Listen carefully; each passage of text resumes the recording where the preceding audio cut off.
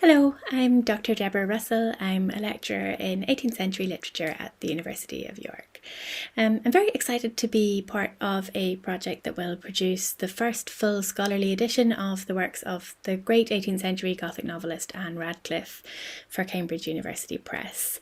So what I'm going to read for you now is a passage from Radcliffe's first novel, The Castles of Athlin and Dunbayne, published in 1789, which is the text that I'll be editing for that project.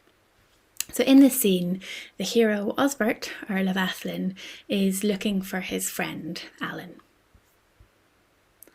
Alan was nowhere to be found. The Earl went himself in quest of him, but without success. As he returned from the terrace, chagrined and disappointed, he observed two persons cross the platform at some distance before him, and he could perceive by the dim moonlight which fell upon the spot that they were not of the castle. He called to them. No answer was returned, but at the sound of his voice they quickened their pace and almost instantly disappeared in the darkness of the ramparts. Surprised at this phenomenon, the Earl followed with hasty steps, and endeavoured to pursue the way they had taken.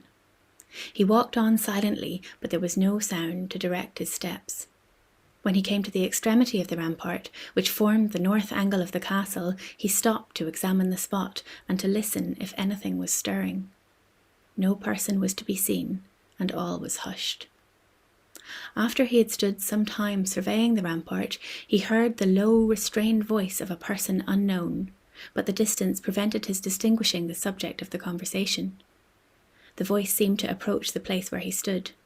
He drew his sword and watched in silence their motions. They continued to advance till, suddenly stopping, they turned. The Earl could discover by the vehemence of their gesture and the caution of their steps that they were upon some design dangerous to the peace of the castle.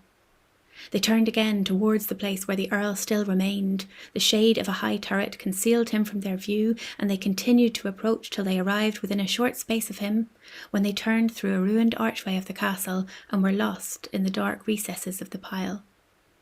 Astonished at what he had seen, Osbert hastened to the castle, whence he dispatched some of his people in search of the unknown fugitives. He accompanied some of his domestics to the spot where they had last disappeared. They entered the archway, which led to a decayed part of the castle.